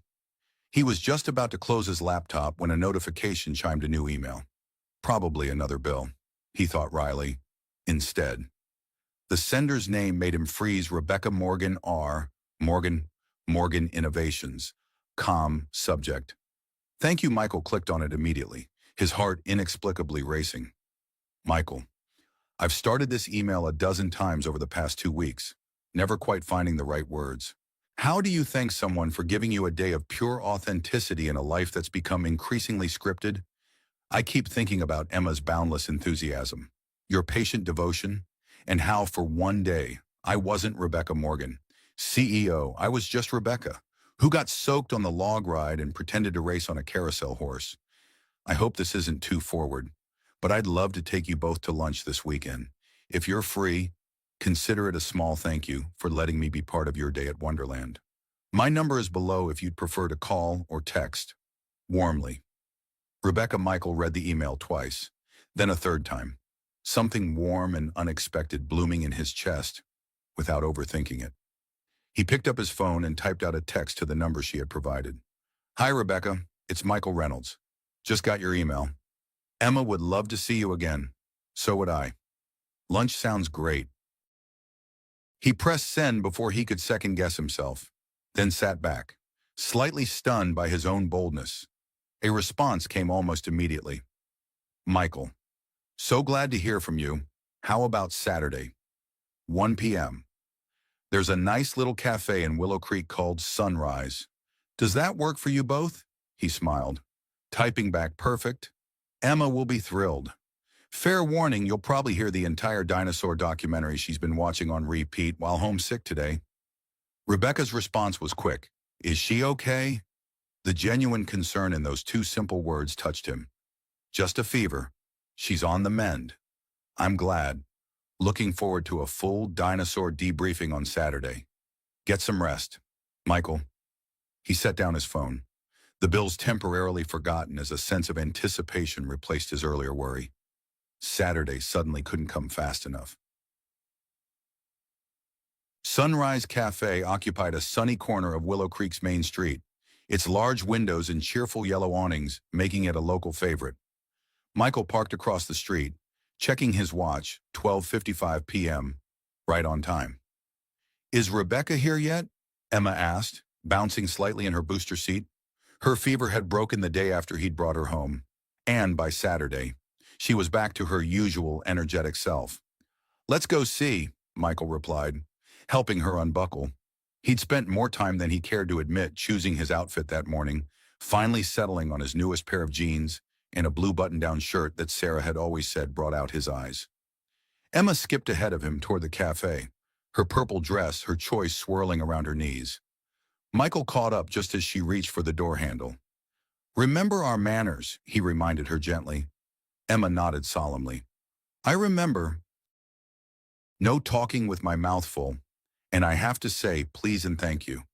And I can't ask Rebecca if she's rich, even though Tommy at school said she probably is, because she was on a magazine. Michael stifled a laugh. That's, mostly right. Though maybe we don't need to mention what Tommy said at all. They stepped into the cafe, the bell above the door announcing their arrival. The space was bright and welcoming, with mismatched vintage tables and local artwork adorning the walls. The lunch crowd was modest, a few elderly couples, some young parents with toddlers, a pair of teenagers hunched over textbooks. And there, at a corner table by the window, was Rebecca. She looked different than she had at Wonderland, more casual in dark jeans and a simple white blouse. Her dark hair loose around her shoulders instead of in the practical ponytail she'd worn at the park. But her smile when she spotted them was exactly as Michael remembered, warm and genuine, lighting up her whole face. Rebecca. Emma broke free from Michael's hand and darted across the cafe, barely avoiding a collision with a waitress carrying a tray of water glasses. Rebecca stood just in time to receive Emma's enthusiastic hug, laughing as the little girl wrapped her arms around her waist. Hello, dinosaur expert. I hear you've been adding to your knowledge base this week. Emma looked up with wide eyes. How did you know? Your dad mentioned you were watching documentaries, Rebecca explained, glancing up as Michael approached. Their eyes met over Emma's head, and something unspoken passed between them, a shared warmth, a mutual recognition. Hi, Michael said simply, suddenly feeling awkward. Should he shake her hand, hug her? He settled for a small wave, which immediately felt ridiculous. Rebecca saved him from his discomfort, gesturing to the table where 3 places were already set. I got here a little early. Hope this spot is okay. It's perfect, Michael assured her, helping Emma into a chair before taking his own seat. A waitress appeared with menus and took their drink orders, coffee for the adults and apple juice for Emma. As she left, an awkward silence threatened to descend, but Emma quickly filled it. Did you know, she began with the authority of a professor addressing students, that some dinosaurs had feathers like? They weren't all scaly. Some looked more like giant chickens. Rebecca's eyes widened with appropriate amazement. Giant chickens? That's incredible. I bet they didn't taste like chicken, though. Emma giggled. No, people didn't eat dinosaurs. People weren't even alive yet when dinosaurs lived. That's a relief, Rebecca replied seriously. I wouldn't want to meet a T-Rex while out for a walk. The conversation flowed more easily after that, Emma serving as an unwitting buffer against the strange tension that hummed between the adults. They ordered grilled cheese for Emma, sandwiches for Michael and Rebecca, and talked about safe topics: Emma's school, Michael's work at the garage, the unusually warm weather they'd been having. It wasn't until Emma asked to visit the restroom, which was within sight of their table but allowed a moment of privacy, that Rebecca leaned forward slightly. I'm really glad you texted, she said, her fingers curling around her coffee mug. I wasn't sure if I was overstepping. You weren't, Michael assured her quickly. It was unexpected, but nice. Emma's been talking about you nonstop since Wonderland. Rebecca smiled, a hint of color touching her cheeks. She's incredible. You're doing an amazing job with her. I'm trying, Michael said, the familiar weight of single parenthood momentarily visible in his expression. Some days are harder than others. Sure, no. Rebecca seemed about to say more when Emma returned, sliding back into her seat and immediately resuming her dinosaur lecture where she'd left off. The moment passed, but Michael caught Rebecca watching him thoughtfully throughout the rest of the meal. After lunch, with plates cleared and coffee cups refilled, Emma noticed the small playground visible through the cafe window across the street. Can we go play? Dad, please, I want to show Rebecca how high I can swing. Michael glanced at Rebecca, not wanting to presume on more of her time. I'm sure Rebecca has other plans for her afternoon. Bug. Actually, Rebecca interjected, I'm completely free. I'd love to see those swinging skills, if it's okay with your dad. Emma turned pleading eyes to Michael, who found himself smiling despite his attempt to remain casual. Okay, but just for a little while. We don't want to take up Rebecca's whole Saturday. The small playground was one of Willow Creek's modest attractions, a well-maintained but basic collection of swings, slides, and climbing structures. At this hour, it was relatively quiet, with only a few other children playing under the watchful eyes of parents seated on surrounding benches. Emma made a beeline for the swings, calling for Rebecca to watch as she demonstrated her super pumping technique that allowed her to swing higher than any other kid in her class, a claim Michael knew to be exaggerated but endearing in its confidence. She has no fear, Rebecca observed as they sat on a nearby bench, watching Emma launch herself skyward. Never has, Michael agreed. She was climbing out of her crib before she could walk. Sarah used to say she'd either be an Olympic athlete or give us both heart attacks before she turned 10. The mention of Sarah slipped out naturally, and Michael realized it didn't hurt as much as it once had to speak her name. The ache was still there, would always be there, but it had softened from sharp grief to something more like bittersweet remembrance. "How long were you together?" Rebecca asked gently. 15 years, Michael replied. "High school sweethearts. If you can believe it, everyone said we were too young, that it wouldn't last." He smiled faintly at the memory. "We were determined to prove them wrong." "And you did," Rebecca said softly. Michael nodded, watching Emma swing higher, her curls flying behind her. "Yeah, we did. Just not in the way we planned." They sat in companionable silence for a moment, the sounds of children playing and birds calling, creating a peaceful backdrop. "Can I ask what happened?" Rebecca finally ventured, her voice gentle. "You mentioned an accident, but—" "Drunk driver," Michael said. The word's still difficult, even after 3 years. Sarah was driving home from her nursing shift. It was raining. The other driver crossed the median. He took a breath. "She died at the scene." Rebecca's hand found his on the bench between them, her fingers warm as they curled around his. "I'm so sorry, Michael." He nodded, accepting her sympathy without the awkwardness that usually accompanied such moments. Rebecca didn't try to offer platitudes or change the subject, and he appreciated that more than he could express. "It was hard," he acknowledged. "Still is sometimes. But Emma needed me to keep going. So I did. One day at a time." Rebecca squeezed his hand gently before releasing it. "She's lucky to have you."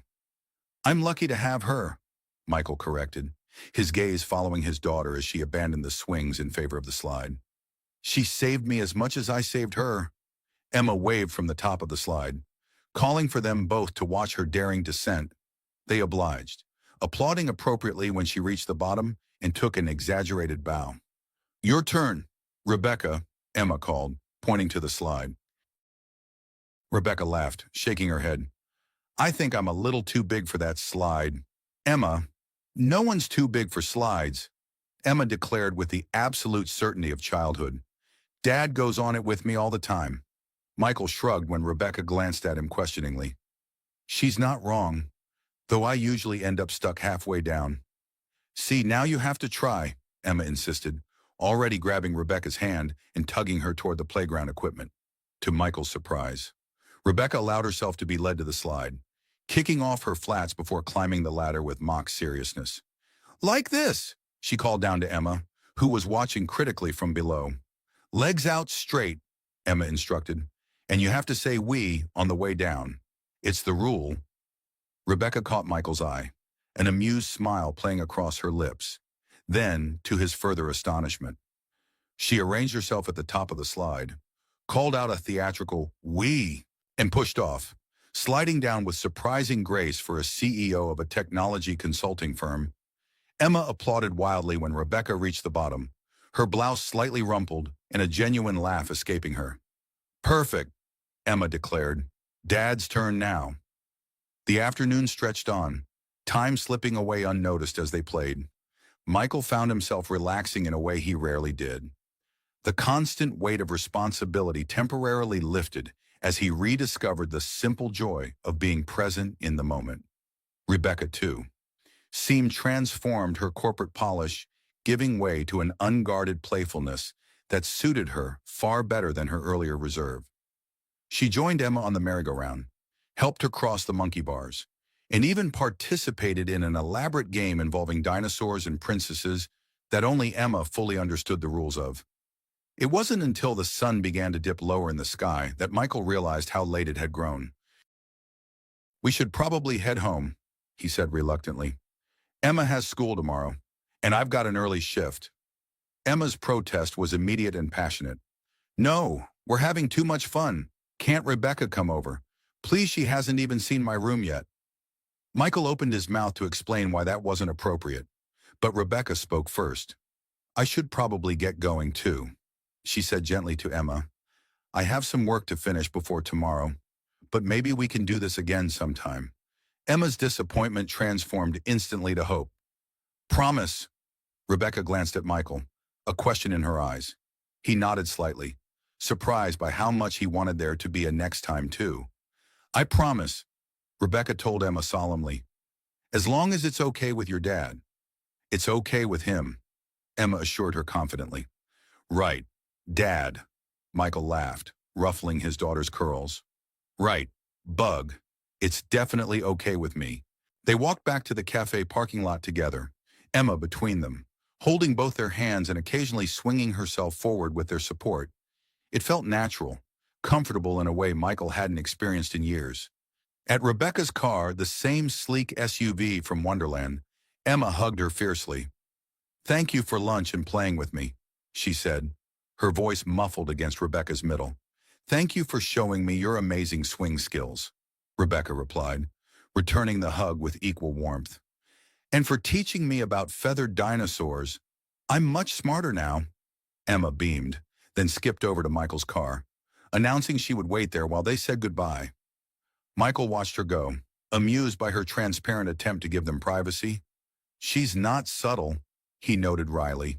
Rebecca laughed, tucking a strand of hair behind her ear. Subtlety is overrated. I had a wonderful time today. Michael. So did I, he admitted. It was nice.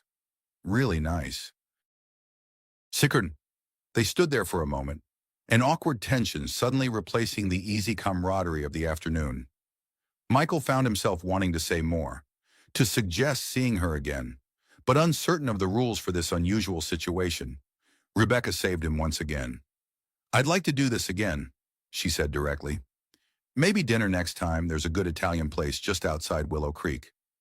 Relief and pleasure washed through him. I'd like that. Emma, too, obviously. Obviously, Rebecca agreed with a smile. Though, she hesitated, then continued with characteristic directness. I'd also enjoy talking with just you sometime, if that's not too forward. Michael felt a warmth spread through his chest that had nothing to do with the afternoon sun. Not too forward at all, he assured her. I'd like that too. Rebecca's smile widened, genuine pleasure lighting her features. Good. I'll call you. She leaned forward then, pressing a quick, soft kiss to his cheek before stepping back. Goodbye, Michael. Tell Emma I'll be dreaming of dinosaurs tonight. He watched her drive away, his cheek still warm from her kiss. A strange lightness in his step as he walked to his own car where Emma waited, bouncing impatiently. Is Rebecca your girlfriend now? She asked immediately as he slid into the driver's seat. Michael choked slightly, caught off guard by the blunt question. No, Bug. We're just friends. Emma considered this, buckling her seatbelt with practiced ease. But you like her. Right, your face gets all smiley when she talks. Does it? Michael asked, feigning ignorance as he started the car. Uh-huh. And you wore your blue shirt that Mom always said was your handsome shirt. Michael glanced at his daughter in the rearview mirror, momentarily speechless. Sometimes he forgot how perceptive children could be, how little escaped their notice. Rebecca's nice, he finally said, carefully neutral. I enjoy her company. Emma nodded sagely. I think she likes you too. She laughed at your jokes even though they weren't that funny. Hey, Michael protested, though he couldn't help laughing. My jokes are hilarious. Mom said they were dad jokes, Emma informed him seriously. That means only dads think they're funny. The mention of Sarah didn't sting as it might have once. Instead, it felt right somehow, natural that she would be part of this conversation. Her memory a gentle presence rather than a painful absence. Your mom was a very wise woman, Michael acknowledged with a smile. Now, what should we have for dinner? I was thinking dinosaur-shaped chicken nuggets. Emma's cheer of approval echoed through the car as they drove home, the simple joy of the day settling around them like a comfortable blanket. The weeks that followed took on a new rhythm, with Rebecca becoming a regular presence in their lives. It started with dinner at the Italian restaurant Emma included, of course followed by a Saturday afternoon at the local science museum, which featured a special dinosaur exhibit that had Emma practically vibrating with excitement. Each time, Rebecca seemed to integrate more seamlessly into their world. She remembered Emma's favorite color purple, laughed at Michael's admittedly corny jokes, and never showed a hint of impatience with Emma's endless stream of dinosaur facts and princess stories.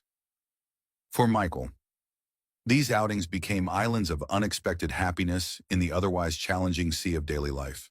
The loss of his delivery job had forced him to pick up extra hours at the garage, leaving him more exhausted than usual, but still determined to make time for these bright spots with Rebecca. If she noticed his occasional fatigue or the way he carefully calculated the cost of every meal before ordering, she never mentioned it.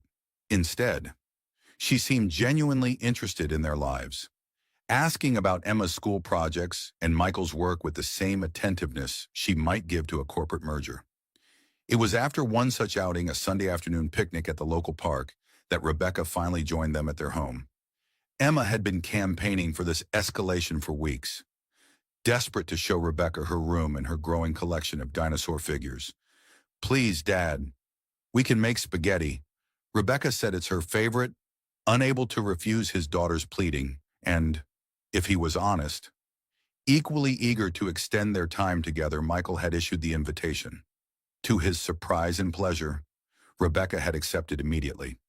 "I'd love that," she'd said, her smile warming him in ways he was becoming increasingly aware of. "Just tell me what I can bring." Now, as Michael stirred the pasta sauce and Emma set the table with more care than she'd ever shown before, he found himself unusually nervous. Their modest rental suddenly seemed shabby through imagined outside eyes, the worn couch with its carefully placed throw to hide a stain, the kitchen cabinets in need of new paint, the mismatched dishes Emma was arranging with such pride. "Dad, should we use the special cups, the ones without any chips?" Emma asked, standing on her step stool to reach the higher cabinet. "Sure, bug," Michael agreed, touched by her desire to make things nice for their guest. "The blue ones." Emma nodded seriously. "And I put Rex in his bow tie for fancy dinner." Michael smiled, his nervousness fading slightly in the face of his daughter's enthusiasm. What did it matter if their home wasn't fancy? Rebecca had seen them soaking wet at a splash pad, had ridden down a children's slide in designer clothes, had spent an entire afternoon playing prehistoric princesses in the sandbox. If she cared about chipped paint and secondhand furniture, she wouldn't be Rebecca. The doorbell rang, sending Emma flying to answer it while Michael quickly wiped his hands on a dish towel. He heard his daughter's excited greeting, followed by Rebecca's warm reply. Before they appeared in the kitchen doorway, Rebecca looked lovely in simple dark jeans and a soft green sweater, her hair loose around her shoulders. She carried a small bakery box in one hand and a bouquet of cheerful daisies in the other. "I know you said not to bring anything," she said with a sheepish smile, "but my grandmother taught me never to arrive empty-handed." "Flowers," Emma exclaimed, already pulling her step stool toward the sink. "I'll put them in water. We have a special vase that used to be Mom's." Michael accepted the bakery box, peeking inside to find a chocolate cake. "You didn't have to," he said, though the gesture touched him deeply. "I wanted to," Rebecca replied simply. Her gaze swept the kitchen, taking in the bubbling pot of sauce, the colander waiting for pasta, the carefully set table. "It smells amazing in here." "Dad makes the best spaghetti," Emma declared, carefully arranging the daisies in a blue glass vase. "He puts secret ingredients in the sauce. Garlic and a splash of red wine," Michael stage whispered to Rebecca. "Not so secret, but she likes to think it's magic." Rebecca laughed, setting her purse on a kitchen chair. "Can I help with anything?" "You're our guest," Michael protested, but Rebecca was already rolling up her sleeves. "I'm a terrible cook, but I can toss a salad or fill water glasses," she offered. "Put me to work, Chef Reynolds." The simple domesticity of preparing dinner together, Rebecca washing lettuce while Michael drained the pasta, and Emma proudly arranged garlic bread on a plate, felt both novel and strangely familiar. Their movements around the small kitchen developed an easy choreography, as if they'd done this dozens of times before. Dinner itself was filled with laughter and conversation, Emma dominating much of the discussion with elaborate stories from school and detailed plans for her upcoming birthday. Michael watched as Rebecca engaged with his daughter, asking questions and responding with genuine interest rather than the polite tolerance many adults showed toward children's rambling narratives. "And then," Emma continued, twirling spaghetti around her fork with limited success, "Ms. Thompson said my dinosaur drawing was so good it's going to be in the art show next month." You'll come see it. Right. Rebecca. The question, delivered with such casual certainty that of course Rebecca would be in their lives a month from now, created a brief pause.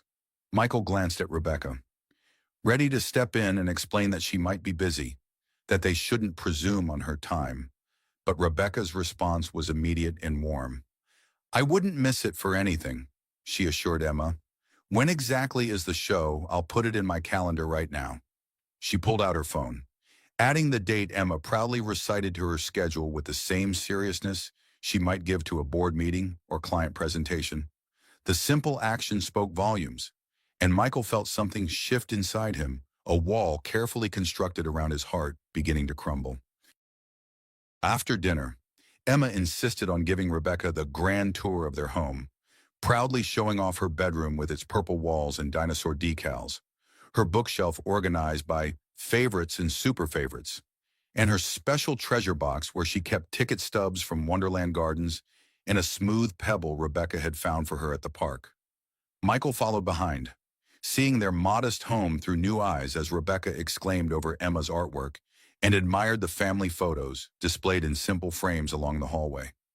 She paused at one showing Michael and Sarah on their wedding day, both laughing as they fed each other cake.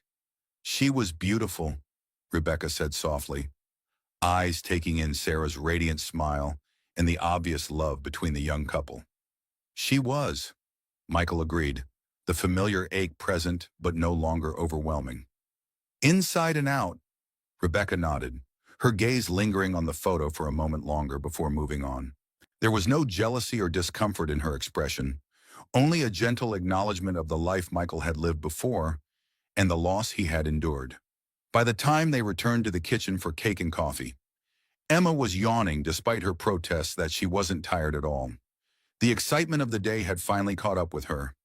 How about one small piece of cake? Michael negotiated. And then it's bedtime. Bug, you've got school tomorrow. Emma agreed reluctantly, insisting that Rebecca sit beside her while they enjoyed the chocolate cake, which was even more delicious than it had looked by the final bite. Emma's eyelids were drooping despite her best efforts to stay awake. I think someone's ready for bed, Rebecca observed gently as Emma's head began to nod. No, Emma protested weakly. I want to stay up with you and Dad. Tell you what, Rebecca suggested. How about I help tuck you in? And then I promise to come back another day very soon.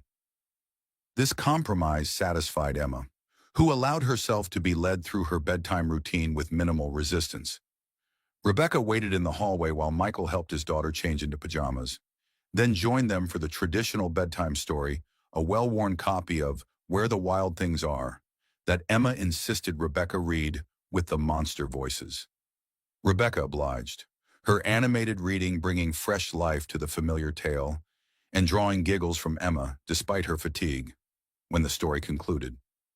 She stood to leave the room, but Emma called her back. Wait, the little girl said, reaching under her pillow and pulling out Rebecca's light jacket, the one she had draped around Emma at Wonderland Gardens, now carefully folded. I forgot to give this back to you. Rebecca looked surprised, taking the jacket with gentle hands. You kept it all this time? Emma nodded, her expression suddenly serious. It reminded me of the best day, and it smelled like your flower perfume. But now I know you'll come back, so you can have it again. The simple statement, delivered with a child's unfiltered honesty, visibly moved Rebecca. She leaned down, pressing a soft kiss to Emma's forehead. Thank you for taking such good care of it, she said, her voice slightly unsteady. Sweet dreams. Dinosaur expert. Michael followed her from the room after his own goodnight kiss, leaving Emma's door slightly ajar, as was their custom. In the hallway, Rebecca stood holding the jacket, something vulnerable in her expression that made his heart twist. You okay? He asked quietly. She nodded, blinking rapidly. She's incredible. Michael. So open and trusting and full of love. Yeah, he agreed, leading the way back to the living room. She gets that from her mom. Sarah could make friends with anyone, saw the good in everyone. They settled on the couch, the remains of their coffee and cake still on the kitchen table forgotten, in the soft lamplight, with Emma's toys scattered around them and the comfortable shabbiness of a home that was lived in rather than showcased. Michael felt a strange sense of rightness that both thrilled and terrified him. "Thank you," Rebecca said after a moment of companionable silence, "for dinner, for including me in your evening, for—" She gestured vaguely, seeming to struggle for words for perhaps the first time since he'd known her. "For letting me be part of this. I know it might seem ordinary to you, but to me it's extraordinary," Michael suggested when she trailed off. "Yes," she agreed, meeting his eyes with disarming directness. "Exactly that." The moment stretched between them, charged with unspoken possibilities. Michael found himself studying her face, the intelligent dark eyes, the small freckle near her temple, the softness of her mouth currently curved in a hesitant smile. "Rebecca," he began, not entirely sure what he wanted to say, but needing to say something. "These past few weeks have been— Daddy!" Emma's call from her bedroom broke the moment, and Michael stood automatically, parental instincts overriding all else. "Coming. Bug." He found Emma sitting up in bed, clutching Rex with a distressed expression.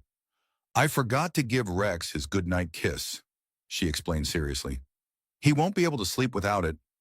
Michael dutifully kissed the stuffed dinosaur on its worn snout. "Better," Emma nodded, settling back down. "Is Rebecca still here?" she asked sleepily. "Yes, but it's late. Bug. She'll probably go home soon." "Tell her I said goodnight again," Emma murmured, her eyes already closing, "and that she should come back tomorrow." "Ah, farm," Michael smiled, tucking the blanket around her shoulders. "I'll tell her. Now sleep tight, sweetheart," when he returned to the living room. Rebecca was standing by the mantel, examining the collection of family photos displayed there. She turned as he entered, a soft smile on her lips. "Rex emergency?" she asked. "Forgotten goodnight kiss," Michael confirmed with a chuckle. "A serious oversight." Rebecca glanced at her watch reluctantly. "I should probably go. It's getting late, and you both have early mornings." Michael nodded, though he found himself wishing she could stay longer. "Thank you for coming. It meant a lot to Emma." He paused, then added more quietly, "To me, too." Rebecca stepped closer, her expression open and direct. "Michael, I want to be clear about something. I'm not just here because of Emma, though she's absolutely wonderful. I'm here because I enjoy spending time with you. Both of you, yes, but also you." The simple declaration, delivered without pretense or game playing, took his breath away. In the dating world he vaguely remembered from before Sarah, there had been rules and codes and careful stepping around directness. But Rebecca, it seemed, had no patience for such things. "I enjoy spending time with you too," he replied, matching her honesty with his own. "More than I expected to. More than I've enjoyed anything in a long time." Rebecca's smile widened, relief and pleasure evident in her expression. "Good, that's good." They stood there for a moment, the air between them charged with possibility. Then, with a decisiveness that seemed characteristic of her, Rebecca closed the distance between them and pressed her lips to his in a gentle, questioning kiss. Michael responded immediately, one hand coming up to cup her cheek as he returned the kiss with equal gentleness. It was brief, almost chaste, but it sent warmth spreading through his entire body, a sensation he had thought lost to him forever. When they separated, Rebecca's eyes were bright, her cheeks slightly flushed. "I've been wanting to do that for weeks," she admitted with a small laugh. "Me too," Michael confessed, surprised by how true it was. "I just wasn't sure if you—" "I do," she interrupted with a smile. "Very much. The simplicity of the exchange, the lack of games or uncertainty, felt like a gift." Michael walked her to the door, both of them suddenly shy despite the milestone they had just shared. "Call me tomorrow," Rebecca asked as she stepped onto the porch, her jacket the one Emma had kept draped over her arm. "Absolutely," Michael promised. She leaned in for one more quick kiss before walking to her car, turning to wave once before sliding into the driver's seat. Michael watched until her taillights disappeared around the corner, then closed the door, leaning against it for a moment as a smile spread across his face. Whatever this was, wherever it was going, it felt right in a way he hadn't expected to feel again. Different from what he'd had with Sarah, it could never be the same, but genuine and warm and full of possibility. For the first time in 3 years, Michael Reynolds allowed himself to imagine a future that held more than just survival, a future that might include not just contentment, but joy. The art show at Willow Creek Elementary transformed the school's gymnasium into a gallery of childhood creativity. Colorful paintings, clay sculptures, and mixed media collages lined the walls and tables, each labeled with the young artist's name and grade. Parents and siblings wandered among the displays, exclaiming over particularly impressive works and snapping photos to preserve the moment. Michael stood beside Emma, who was practically bouncing with anticipation as they waited near the entrance. She wore her favorite purple dress, the same one she'd chosen for their lunch with Rebecca at Sunrise Cafe, and had insisted Michael help her style her curls extra nice for the occasion. "Do you think she forgot?" Emma asked for the third time, craning her neck to see over the growing crowd of families. "She didn't forget," Michael assured her. Checking his watch, the show had only started 15 minutes ago, and Rebecca had texted earlier confirming she was on her way. "She's probably just stuck in traffic," Emma nodded, though her eyes remained fixed on the door. Her dinosaur drawing, a remarkably detailed triceratops rendered in colored pencil, held a place of honor on the third-grade wall, complete with a blue ribbon for outstanding artistic achievement. Michael had already taken at least a dozen photos, planning to frame one for Emma's bedroom. "There she is," Emma suddenly exclaimed, waving frantically across the gymnasium. Michael turned to see Rebecca making her way through the crowd, elegant as always in a simple navy dress and low heels. She carried a small gift bag in one hand and was smiling broadly as she approached them. "I'm so sorry I'm late," she said, slightly breathless. "Board meeting ran over, and then traffic was terrible." "You're here now," Michael replied warmly, resisting the urge to kiss her in greeting. Their relationship had progressed steadily over the past 3 weeks, but he was still navigating the boundaries of public displays of affection, especially in settings like Emma's school. Rebecca seemed to understand, squeezing his hand briefly before turning her full attention to Emma. "So, where's this award-winning dinosaur I've been hearing about?" Emma grabbed Rebecca's hand, tugging her toward the third-grade display. "Come see Ms. Thompson said it's the best dinosaur she's ever had in her class. I used a real book from the library to make sure the horns were exactly right." Michael followed behind, watching as Rebecca allowed herself to be led through the crowded gymnasium, her focus entirely on Emma's excited explanation.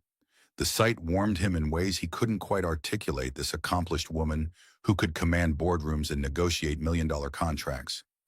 Listening to his daughter with the same attentiveness she might give to her most important client, the past few weeks had brought Rebecca deeper into their lives in ways both small and significant. She'd helped Emma with a science project, joined them for Sunday morning pancakes, even attended a parent-teacher conference when Michael couldn't get time off work. Each step felt natural, unforced, as if she had always been meant to be part of their world. For Michael, the relationship was both exhilarating and terrifying. After Sarah's death, he had rebuilt his life around being Emma's father, around practical concerns like work schedules and grocery budgets. Romance hadn't been part of the equation, hadn't even seemed possible in the landscape of grief and responsibility he navigated daily. Yet here was Rebecca, somehow fitting herself into the spaces he hadn't realized were empty, bringing light and warmth without disrupting the careful balance he'd worked so hard to maintain. "Michael, this is incredible," Rebecca called, now standing before Emma's drawing. "She's captured the musculature perfectly. Most adults couldn't do this well." Pride swelled in his chest as he joined them, placing a hand on Emma's shoulder. "She's got a good eye. Sarah could draw like that too. She used to sketch the gardens at the hospital during her breaks." "Dad says I got Mom's artistic talent," Emma informed Rebecca seriously, "but I got his dinosaur knowledge." Macarnate Rebecca laughed, her eyes meeting Michael's over Emma's head. The perfect combination. She agreed. They spent the next hour exploring the art show, Emma proudly introducing Rebecca to her teacher and friends as they encountered them. Michael noticed the curious glances from other parents.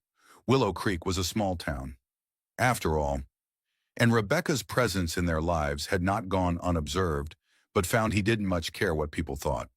It wasn't until they were examining a particularly ambitious papier-mâché volcano that Michael realized Emma had wandered a few steps away and was now in deep conversation with Judy Harmon, her best friend's mother and one of the most notorious gossips in town. And she comes to our house all the time now, Emma was saying enthusiastically. She helped me with my science project and makes Dad laugh more than he used to. Michael moved closer, catching Rebecca's arm gently to draw her attention to the conversation. That's wonderful, sweetie, Judy was saying, her expression a mix of curiosity and something less benevolent. And what does your dad's friend do? She's not from Willow Creek, is she? No, she lives in Atlanta in a really tall building. Emma explained. She's the boss of a whole company that helps other companies with computers and stuff. She was on a magazine cover. Judy's eyebrows rose dramatically. Is that so? Well, isn't that impressive? The tone suggested she found it anything but, and Michael stepped forward quickly. Emma, have you shown Rebecca your classmate Tyler's robot sculpture yet? It's really cool. Emma shook her head, momentarily distracted. No, it moves when you press a button. Come on, Rebecca. You have to see it. As they moved away, Michael caught Judy's calculating gaze following them. The older woman offered a saccharine smile before turning to whisper to another mother standing nearby. Everything okay? Rebecca asked quietly as Emma led them toward the robot display. Fine, Michael assured her, though he couldn't quite hide his annoyance. Just small-town curiosity. Judy Harmon considers herself Willow Creek's unofficial historian, which is a polite way of saying she tracks everyone's business. Rebecca nodded, understanding in her eyes. And now she's tracking ours. The simple use of ours, the casual claiming of their relationship as something shared and defined, eased Michael's irritation immediately. Let her. It'll give her something to talk about at Bridge Club. Rebecca smiled, briefly touching his arm in a gesture that conveyed both affection and solidarity. I've dealt with far more intimidating scrutiny than Judy Harmon's. Corporate sharks make small-town gossips look like guppies. Michael laughed, his tension dissolving. I'd pay good money to see Judy in a boardroom showdown with you. My money's on me, Rebecca replied with a wink before turning her attention to Emma's enthusiastic explanation of the robot sculpture's mechanical components. By the time they left the art show, night had fallen, and Emma's energy was finally flagging after the excitement of the evening. Rebecca had presented her with the gift bag, a beautiful hardcover book on paleontology that had Emma clutching it to her chest like treasure, and they had celebrated with ice cream at the small parlor across from the school. Can Rebecca come back to our house? Emma asked as they walked toward the parking lot, her free hand tucked securely in Michael's. She hasn't seen my new dinosaur poster yet. Michael glanced at Rebecca, who smiled but shook her head slightly. Not tonight, Bug. It's already past your bedtime, and Rebecca has an early meeting tomorrow. Emma's disappointment was evident but short-lived. Tomorrow then we're making tacos for dinner. Actually, Rebecca interjected gently, I have to go to New York tomorrow for work. I'll be gone until Sunday. New York? Emma's eyes widened. That's really far away. It is, Rebecca agreed. But I'll bring you back something special. And we can FaceTime so you can tell me all about school. Okay. This compromise satisfied Emma, who immediately began listing potential souvenirs Rebecca might find in New York. With dinosaur-related items featuring prominently, they reached the parking lot, where Michael's car and Rebecca's SUV were parked several spaces apart.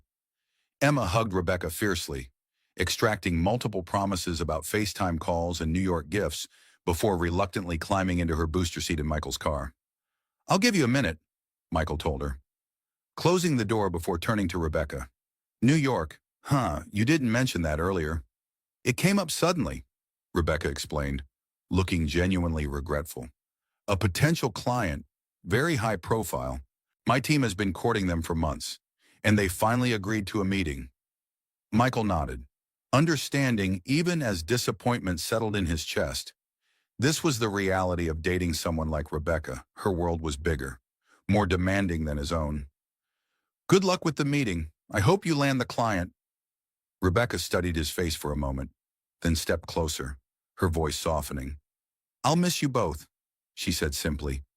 It's only 3 days, but still. We'll miss you too, Michael admitted, the words easier to say than he'd expected. Emma especially. She's gotten used to having you around. Just Emma, Rebecca asked, a small smile playing at the corners of her mouth.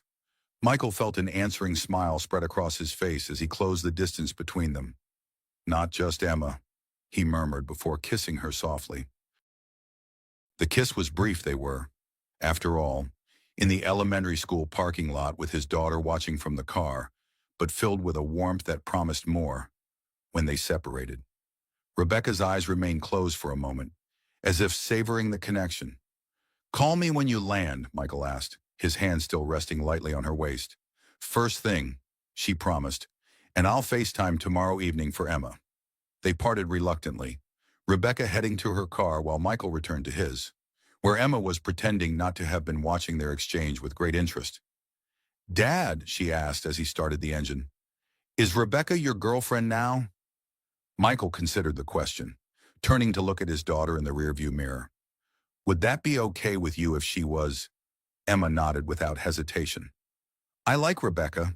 She's smart and pretty, and she likes dinosaurs almost as much as me. High praise indeed, Michael chuckled. Michael, so is she, Emma persisted, never one to be distracted from a direct question. Michael took a breath, making the decision to be honest rather than evasive. Yes, I think she is. Good, Emma declared with finality. Because she makes you happy. I can tell. The simple observation, delivered with a child's unfiltered perception, struck Michael deeply. She does, he agreed softly. She makes us both happy. The New York trip extended from 3 days to 5, then to a full week as Rebecca's potential client negotiations grew more complex. She called and texted regularly, FaceTime with Emma every evening, and sent pictures of the city that had Emma plotting future visits with increasing enthusiasm. For Michael, the absence created space for reflection. His feelings for Rebecca had developed with unexpected speed and intensity, catching him off guard with their depth. When had this accomplished? Beautiful woman become so essential to his happiness. When had her laugh, her thoughtful questions, her way of listening completely become things he couldn't imagine living without? And more unsettling, what would happen when the novelty wore off, when she grew tired of his modest life, his financial struggles, the limitations that came with being a single father. Rebecca's world was so different from his own, filled with possibilities and options he could hardly imagine. These thoughts occupied him as he worked beneath the hood of Mrs. Patterson's troublesome Buick, the familiar routines of the garage providing little distraction from his internal debate. You look like a man wrestling with demons, Frank observed, wiping his hands on a shop rag as he approached. And I don't think they're carburetor demons. Michael straightened, stretching his back. Just thinking. About that fancy lady of yours, Frank asked, his weathered face creasing in a knowing smile. That obvious? Huh. Frank leaned against the workbench, arms crossed. Son, I've known you since you were changing oil in your daddy's garage after school. You get this look when something's eating at you, same look you had when you were trying to figure out how to propose to Sarah. The comparison startled Michael. It's not that serious, he protested automatically. No, Frank raised a bushy eyebrow. Could have fooled me. She's been at your place for dinner 3 times this week. Picked Emma up from school when you couldn't get away from that transmission job. Seems pretty serious to me. Michael sighed, wiping his hands absently. It's complicated, Frank. Because she's rich and you're not. The older man's bluntness was characteristic but still jarring. That what's bothering you? Partly, Michael admitted. We live in different worlds.